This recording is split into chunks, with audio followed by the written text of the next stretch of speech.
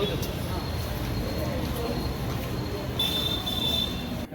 ପଟେ ତରକାରୀ ରାତିରେ ରୁଟି ପଟେ ଏ ଅଭ୍ୟାସ ଗୁଡ଼ା ରହିଯାଇଛି। ବ୍ଲଡ଼୍ଟା ଜେନେରେଟ୍ ହେଉନି, ପରିଶ୍ରମ ନିଦ କମ୍ କି ଗୋଟେ ରାତି 12ଟା ଗୋଟେ ଶୋଉ ଶୋଉ ମୁଁ ସକାଳୁ 4:30 ଉଠେ। ଅଭ୍ୟାସ ହେଇଯାଇଛି, ଉଠିକି ବୁଲାବୁଲି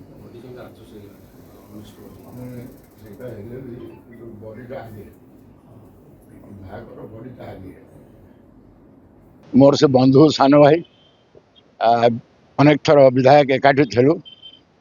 ଆମର ଗୋଟେ ଭିନ୍ନ ସମ୍ପର୍କ ତାଙ୍କର ମୋର। କେତେବେଳେ ତୁ ମେ ହୁଅ, କିନ୍ତୁ ସବୁବେଳେ କୋଳାକୋଳି ବି ହୁଅ। ଜଣେ ଶ୍ରେଷ୍ଠ ବିଧାୟକ ମଧ୍ୟ ଥିଲେ ଏବଂ ସଂଗଠନ ହିସାବରେ ମୋଠୁ ସାନ ହେଲେ ବି ମାନେ ଯେଉଁ ଭୋର ଉଠିକି ତଳେ ପଡ଼ି ରହିଥାନ୍ତି। ତେଣୁ ତାଙ୍କୁ ଦୀର୍ଘାୟୁ କରନ୍ତୁ, ଜଲ୍ଦି ସୁସ୍ଥ ହୋଇକି ଫେରନ୍ତୁ ଏବଂ ଆମେ ମିଳିମିଶିକିରି କାମ କରିବା ଆଗାମୀ ଦିନରେ। ଗୋଟାଏ ପ୍ରକାର ତ ସେ ଯୋଗ ଦେଇ ସାରିଲେଣି, ଖାଲି ଅଫିସିଆଲ ଆନାଉନ୍ସ ହେବାର ଅଛି। ଏକାଠି ମିଳିମିଶି କାମ କରିବୁ କଟକରେ।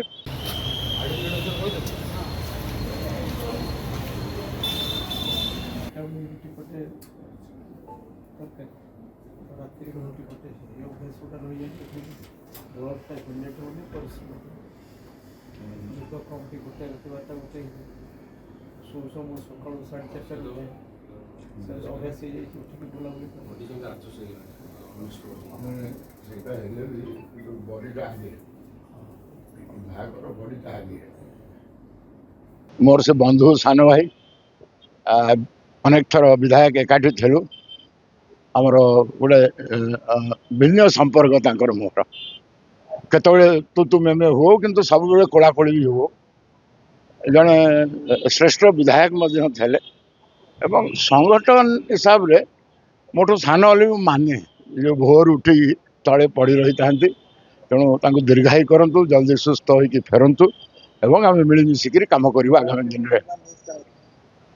ଗୋଟାଏ ପ୍ରକାର ତ ସେ ଯୋଗ ଦେଇ ସାରିଲେଣି, ଖାଲି ଅଫିସିଆଲ ଆନାଉନ୍ସ ହେବାର ଅଛି।